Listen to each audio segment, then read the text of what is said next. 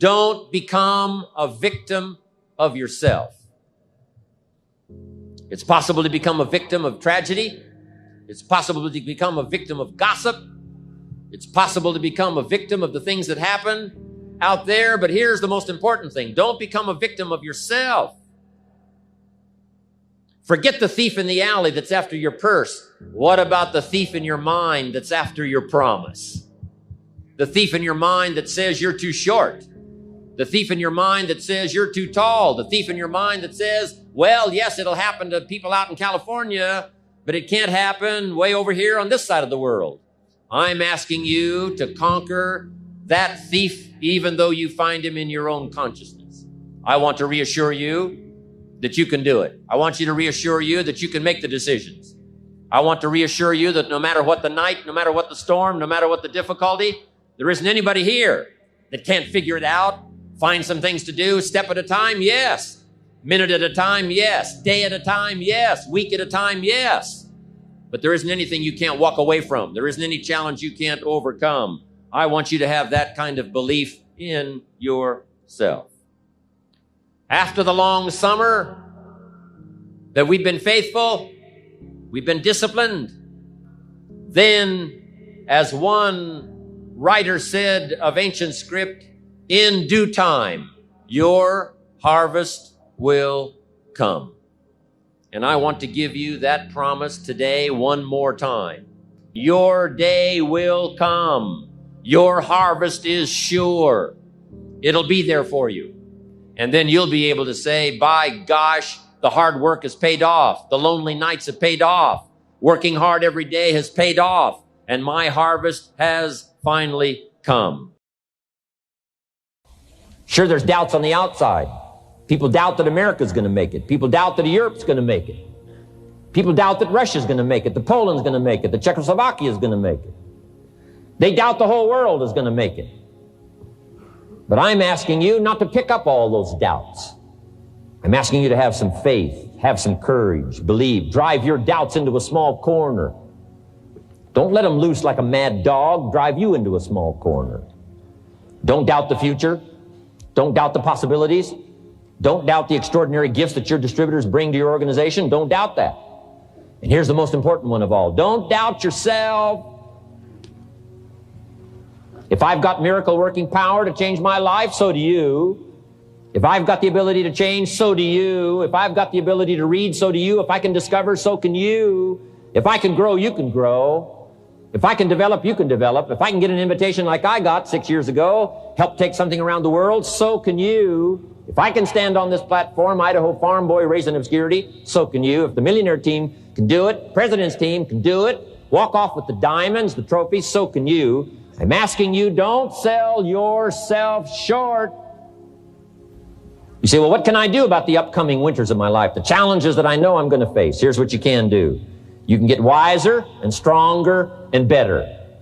Just make a list of that trio of words. Wiser, stronger, and better. Go home smarter than you came. Go home with more ideas than you came with. Get stronger. You can develop the muscle. You can develop the courage muscle. You can develop the inspiration muscle. You can develop the dedication muscle. You can get stronger. There isn't anybody here that can't get stronger. Next time we see you, may not even recognize you, how strong you're going to be able to become in language, in style, and personality, the ability to cope, the ability to handle with anything that happens, no matter what happens.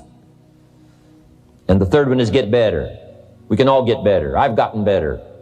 First talk I gave, I stood up, my mind sat back down. But here's the secret to my success. I stood up and did it again. I stood up and I did it again.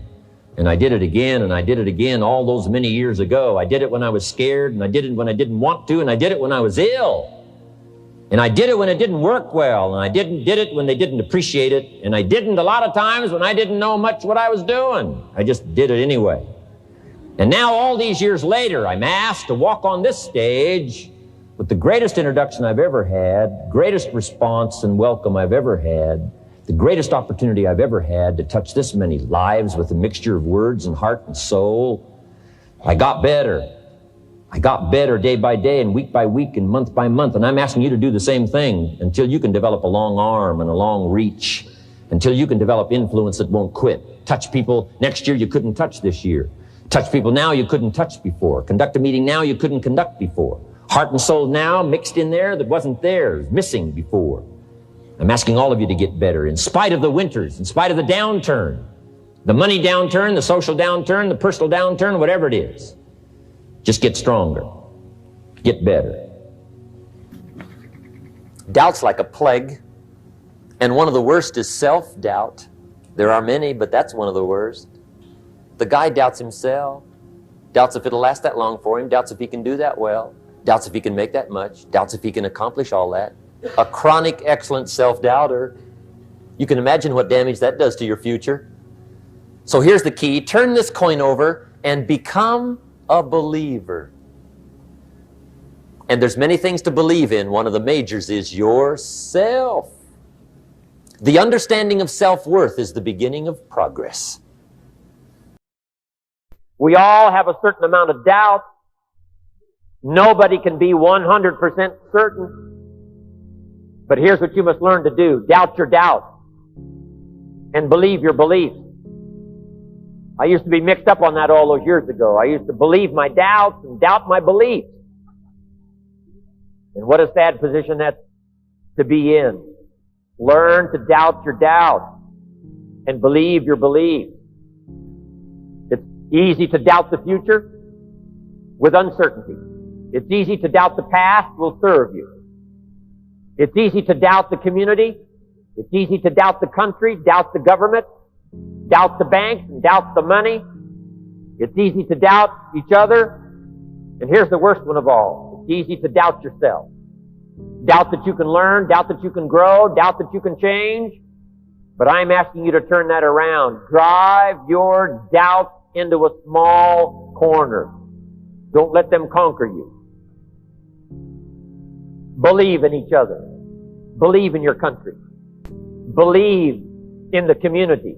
Believe in the rest of the world and their ability to struggle with the problems and come up with the answers. Believe that things are possible. And here's the most important one. Believe in yourself. Do not doubt your own ability. Don't doubt your ability to change. Don't doubt your ability to grow. Don't doubt your ability to take command. Don't doubt your ability to learn all the skills. Whatever you want, I'm telling you it's all possible. Make this note. None of us lack the capacity.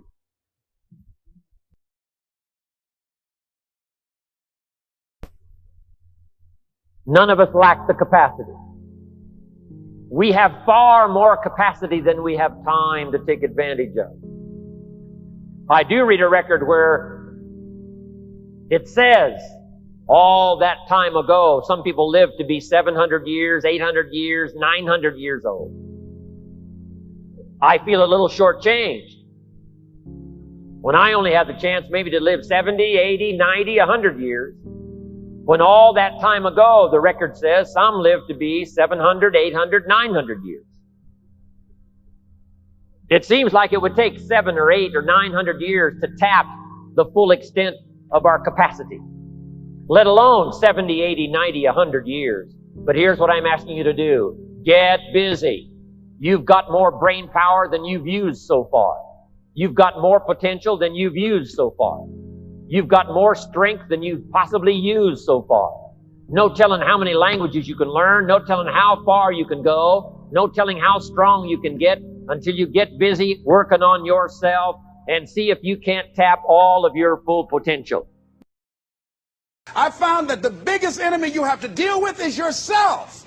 There's an old African proverb that says, if there's no enemy within, the enemy outside can do us no harm. Look at your life. Look at where you want to go. Don't worry about your circumstances. Don't worry about your age. I have a friend who's up in age, over 70, and she wanted to build a multi-million-dollar complex. The name is Dr. Johnny Coleman.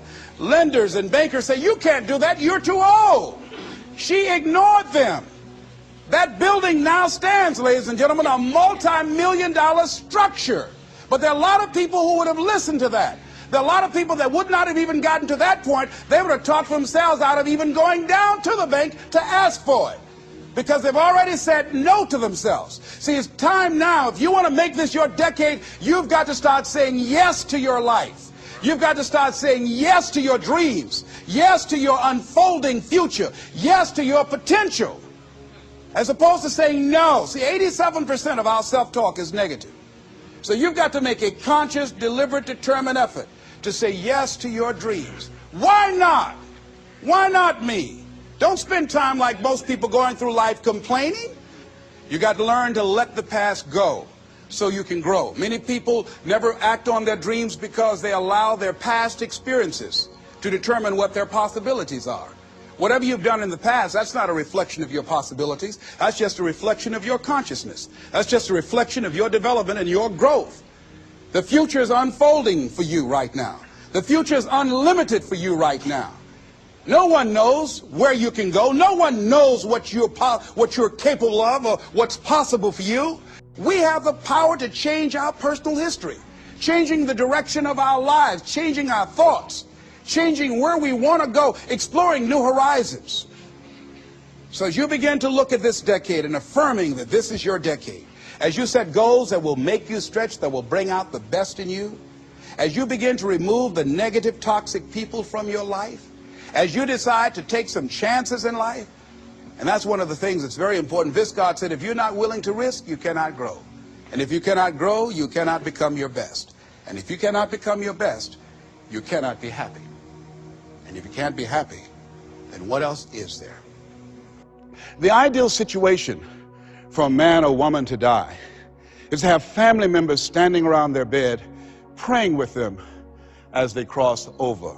But imagine, if you will, being on your deathbed and standing around your bed, the dreams given to you by life, the ideas that you never acted on, the talents, the gifts, the abilities that you never used.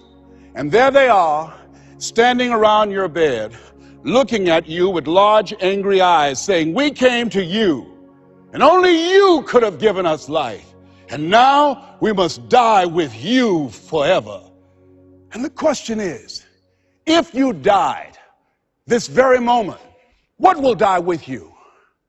What dreams, what ideas, what talents, what leadership potential, what greatness that you showed up to bring, that you allowed fear or procrastination to hold you back?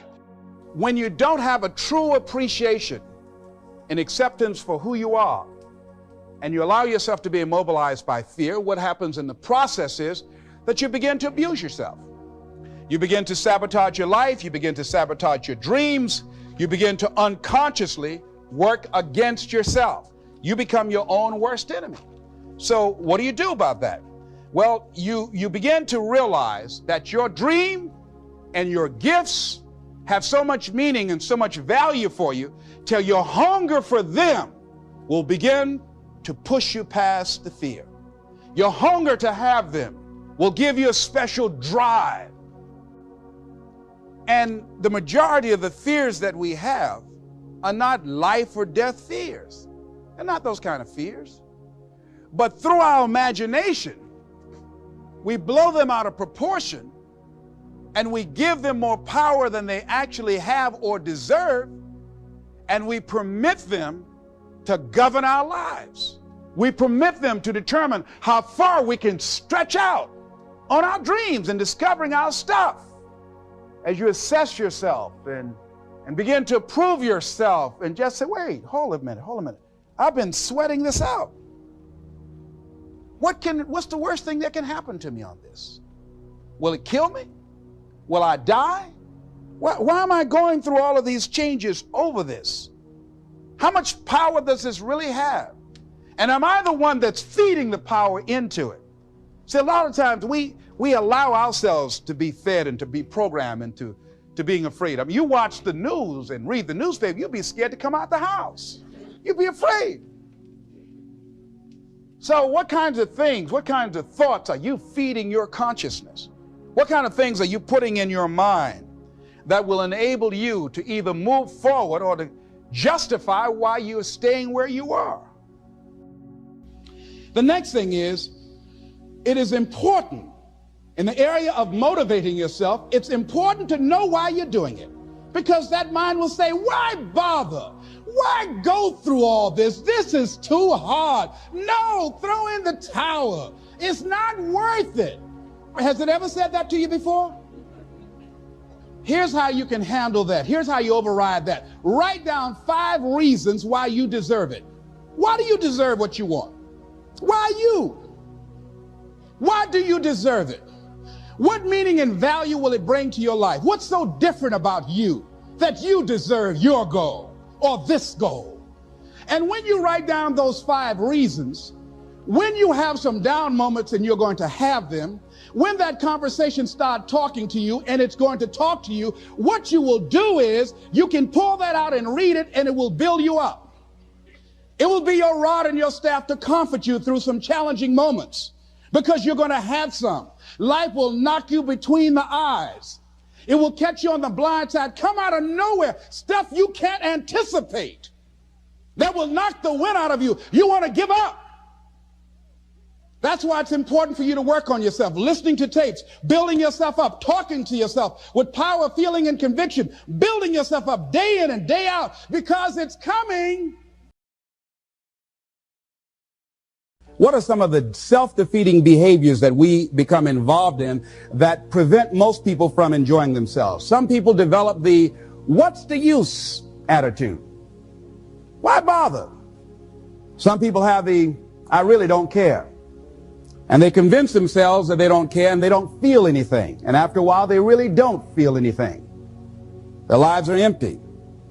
Some people say, well, it's really not worth the hassle. Just too hard. A lot of people don't ever do the things they're capable of doing because they allow themselves to go along with the crowd, following the crowd. Many people have things they want to do, and they find themselves in relationships with people who are addicted to mediocrity, and they allow their behavior to influence their behavior. Many people don't do it because of the fact that they allow their lack of self-confidence to immobilize them. I remember when I wanted to go into business for years, that was an agonizing thought in my mind. I wouldn't try it because I didn't believe that I could make it.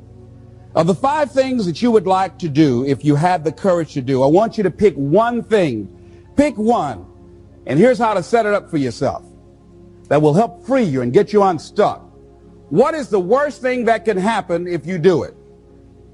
So what's the worst thing that can happen? Let's say going into business for yourself, or changing careers, or getting a divorce, taking some kind of chance of something that you've always thought about doing, but you just haven't done it for whatever reason. What's the worst thing that can happen? Do the worst case scenario.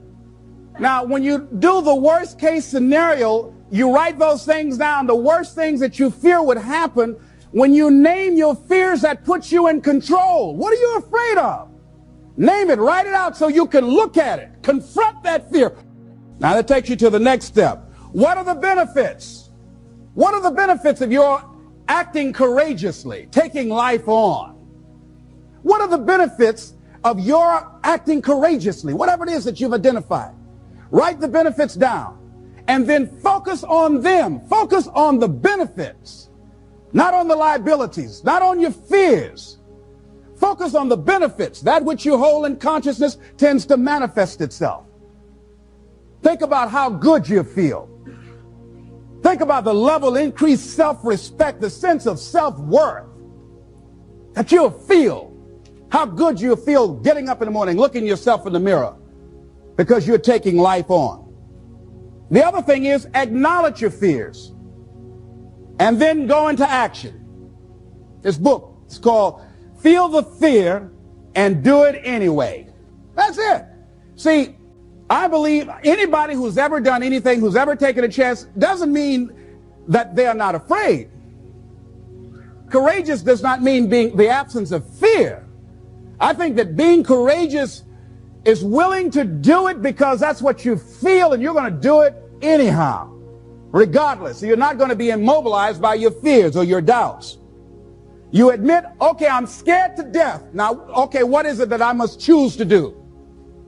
Go ahead and experience that fear, but don't let that fear immobilize you. In what you've done with your life thus far, Is it giving you what you want? Is it giving you what you want? When you look toward the future, when you look at all that's going on out here, is there some place within yourself you say, hey, I know I need to be out there in that arena. I know I can do more than what I've been doing. I know there's some great music that I have within me that I haven't brought out here yet. Is that something that you begin to look at within yourself? See, I say if you look at your life, and if you're not getting what you want, you owe it to yourself to do something differently.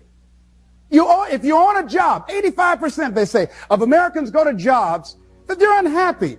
If you're doing something 8 hours a day that you don't like, it's not giving you what you want, it's not giving you a strong feeling of satisfaction and fulfillment, you're miserable, you hate to go there, you're depressed just thinking about it, you sing the "Thank God It's Friday" song every week, it's giving you headaches just thinking about it on Sunday afternoon after the football game goes off.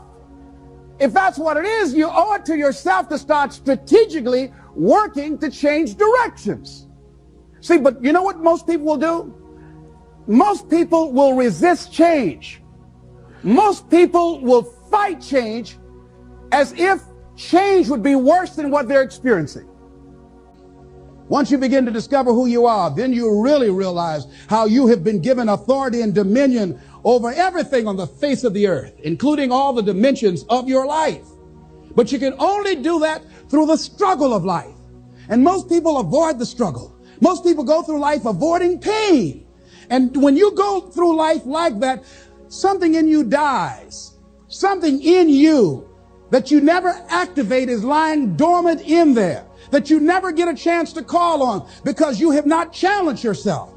Somebody said the land of familiarity belongs to the dead. That most people like to feel like they're a king in the area of their comfort zone.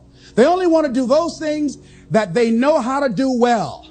Osborne said, unless you attempt to do something beyond that which you've already mastered, you will never grow. So if you want to begin to grow, you've got to put something out here that you can't reach easily, that has got to make you stretch, got to make you jump for it, got to make you get back a little bit and dig in so that you can take a leap for it. And maybe you jump up there and you miss it and you skin your knees and you come back again and you bust your lip next time. But you keep on, and through that process, you learn how to leap higher. You start challenging yourself to dig deeper, and then you discover some things about you that you don't know right now, some talents that you have in you that you didn't know that you can do. I started out just talking to kids, and now I'm speaking at corporations. Now I'm traveling. I didn't know I can do this, but had I not given myself a chance, and I'm saying to you, give yourself a chance. Here's something else. If you want to begin to make your stuff happen for you, I think that it's very important that you start trusting yourself. Listen to yourself. Listen to that still small voice within you. Don't try and make everything logical. There are some things about life that defies logic, that you just can't explain how the outcome is going to be. That once you begin to trust yourself and your ideas and your instincts, life takes on a whole new meaning, because now I want you to do that feeling that you are led. Just feel, I am led. You don't need anybody to approve your dream. It was given to you. If they can't see it, it's because it wasn't given to them. It was given to you. Hold it, nourish it, cultivate it, work on it. It's yours. It's your baby. Work on it until it comes into fruition. I want you to ponder these 4 questions. Here's the first one, and that's why. Why pay the price? Why work this hard? Why go this far? Why try to learn this much? Why try to do it all? Why try to see it all? Why try to have it all? Why do it? Why learn it? Why study? Why put yourself out? Why try to take on this much responsibility? Why develop yourself to the full? Why try to become all that you can possibly become? Why try to earn as much as you can earn, share as much as you can share, develop every skill you possibly can, see every human you possibly can, Go to every class you possibly can. Touch everybody you possibly can. Why do that much? Why go that far? Why share that much? Why give that much away? Why try to see everything? Why try to do everything? Why try to become everything? That's a good question, why? And you're the only one personally that can answer that question for yourself. You've got to have your own list of whys. Work on your list of whys. One of the big thrusts for success is to come up with a strong enough why. If the why is powerful, the how is easy. But if the why isn't strong, if your goals aren't powerful, if the vision isn't clear, the old prophet said, without a vision we die, without a vision we perish, without a dream we're nothing. I'm asking you to sit down with your family and develop a dream strategy. I'm asking you to make a list of what you want. What kind of health do you want? What kind of skills do you want? What kind of income do you want? What kind of gifts do you wish to bestow? What kind of power would you like to have? What kind of influence would you like to have? I'm asking you to go home and work on the why. Spend some time as you fly over the clouds and over the ocean back to where you came from. I'm asking you to have a vision by the time you've reached home of why you want this kind of income, why you want this kind of recognition and these kinds of skills. I'm asking you to develop your own list of why. Now, here's number 2. The first question to ponder when you go home is why. Here's another good answer to why. It's the second question. Why not? Why not see how much you can earn? Why not see how much you can learn? Why not see how many skills you can develop? Why not see what kind of person you can become? Why not see what kind of influence you can have? Why not see how many people you can rescue from oblivion? Why not see how many people you can reach? I want you to establish some of your goals. I want you to give thoughtful consideration to your goals. And why not? If we've got good health for many, why not the rest? If it's happened for you, why not others? And why not you? I want you to take that personal. Why not? Why not? You've got to stay here till you go. I mean, what else are you going to do? Why not see how much you can do, how far you can go? Now, here's number 3. Why not you? I wish I could say that to each of you individually, but it would take a couple of lifetimes to sit down and talk with each of you individually. But I would rather do that. I'd love to spend a couple of days with each of you personally and pour out my heart, my soul, what's going on in my head, what's going on with me, see if we couldn't connect and find something valuable. But time doesn't permit for us to have those intimate conversations and get to know each other that well. So I've got to do it from up here. But I want you to take it personal. And my personal question to you is, why not you? You've got the brains. You can make decisions. You can study the plan. You can change your life. You can grow immensely in the next few years. You can make your dreams come true. You can build a financial wall around your family nothing can get through. You can become healthy. You can become powerful. Why not you? And now here's my last question. My very last question on the questions to ponder is, why not now?